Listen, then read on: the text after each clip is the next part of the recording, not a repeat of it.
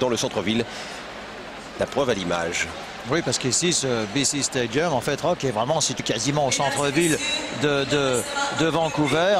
Vancouver qui, pendant ces Jeux, a respecté vraiment à la lettre les Jeux sans voiture. Et c'est vrai qu'un grand nombre de quartiers étaient interdits à la circulation. Oui, et surtout aujourd'hui, dimanche, avec la victoire du Canada, ce sera une fin de semaine difficile. Oui.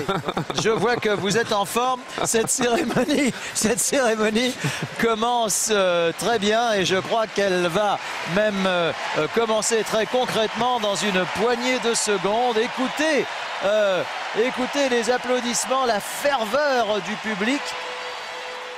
Et ça va commencer tout de suite. Mesdames et messieurs, bienvenue à la cérémonie de clôture des Jeux Olympiques d'hiver de 2010.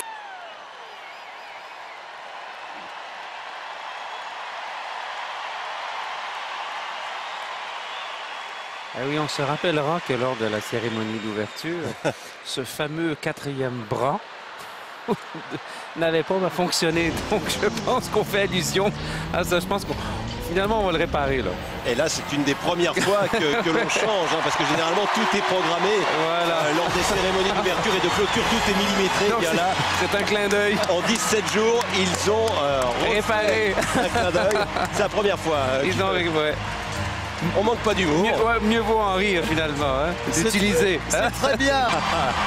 Plus de frustration.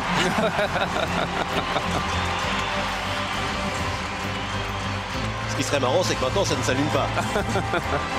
Oui, non. Non, on n'aura pas une autre cérémonie pour remédier à ça. Il faudrait que ça marche. Je pense que ça va marcher.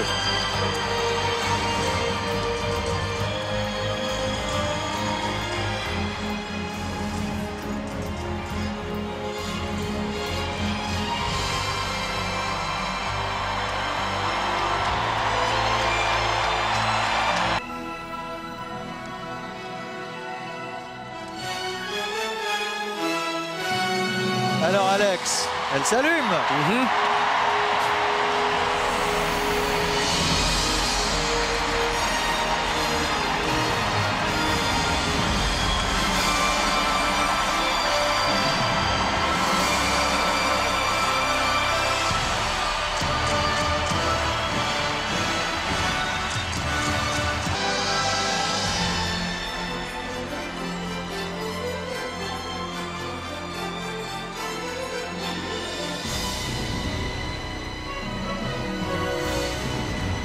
Rouge, noir, blanc et or.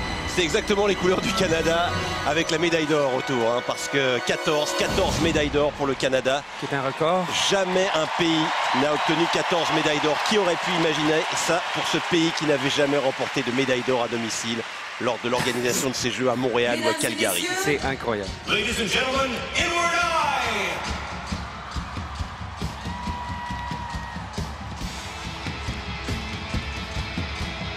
Alors en fait, maintenant que Catriona Lemay-Down a rallumé cette flamme, c'était la patineuse de vitesse qui était restée avec sa torche, qui n'avait pas réussi à allumer le bras.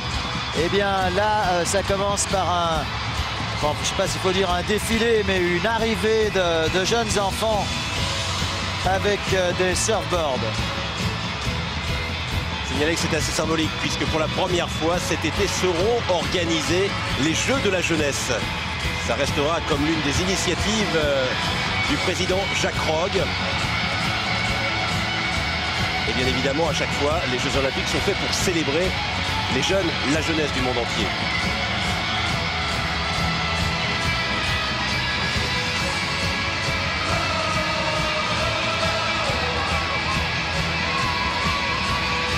En voyant Rock, cet enthousiasme, cette ferveur, je crois que le Canada peut être particulièrement fier non seulement de l'organisation de ces Jeux, de tous ces volontaires dont nous parlerons peut-être tout à l'heure et de toute cette jeunesse dont parlait Alexandre qui représente vraiment la force vive de votre pays. Alors, non, je pense que c'est important que vous parliez des volontaires. Vous savez qu'il est venu des volontaires de partout au Canada, de tout âge. Il y a eu des dizaines et des dizaines de milliers de personnes qui en ont fait la demande, bien entendu. Pour ce qui est des volontaires, c'est un nombre limité. Il en venait de partout au Canada. Et les Jeux ne peuvent pas exister sans eux.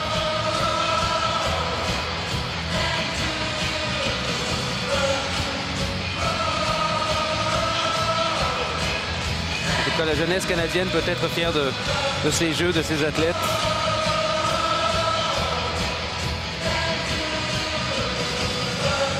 Ah ouais, c'est une sorte de petit jeu de mots. Thank you Hoover, thank you Vancouver, en fait, qu'ils nous proposent. Et ils sont 1100, il y a 1100 donc jeunes de Vancouver avec des snowboards spécialement dessinés pour l'occasion.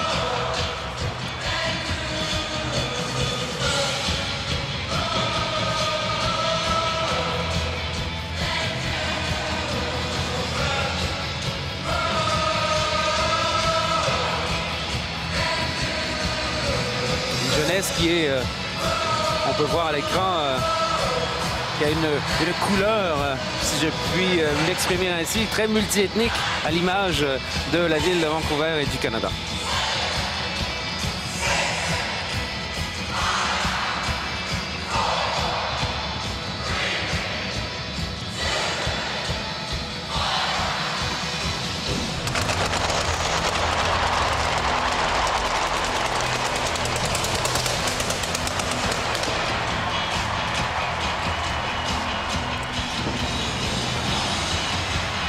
Alors que le stade s'embrase, ce qui s'était déjà déroulé lors des Jeux de Pékin. Souvenez-vous, Nelson.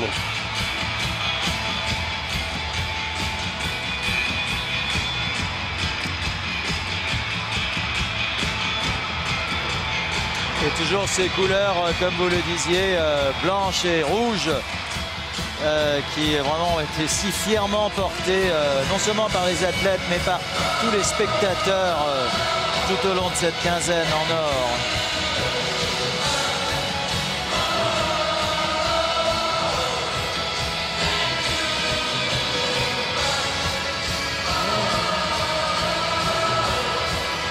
Intéressant de voir cette mosaïque qui se forme. On voit apparaître des lettres, des chiffres.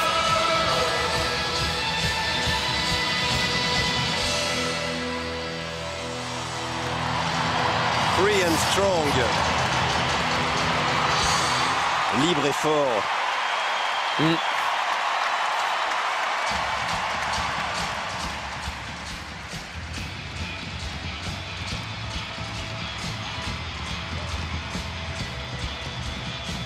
En tout cas, ce qui est sûr, mes amis, c'est que cette légitime nostalgie dont nous parlions aura tout fait de disparaître avec une telle entrée en matière.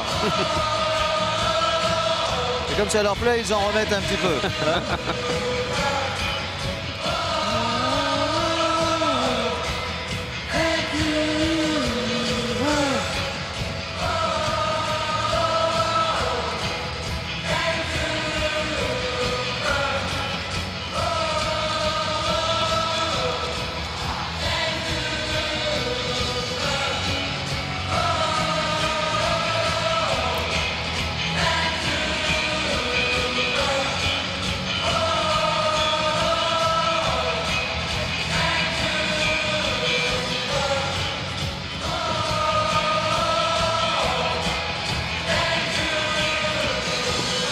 C'est chanté par Inward Eye et le Vancouver Youth Symphony Orchestra.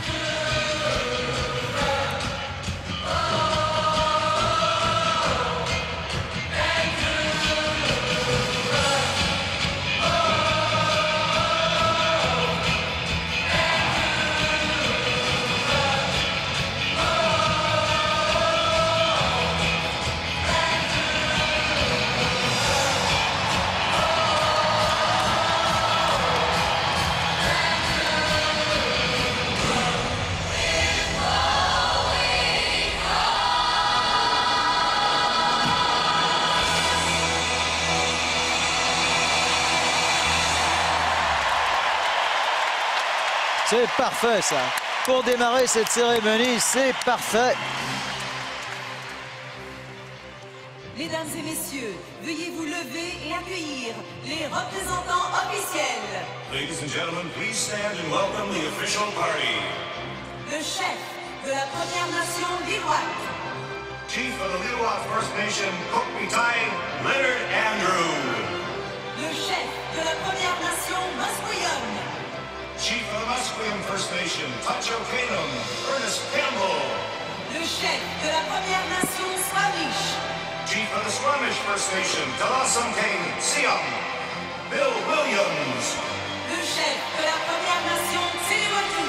Chief of the Tsleil-Waututh First Nation, Witsame, Justin George. Mesdames et messieurs, veuillez remercier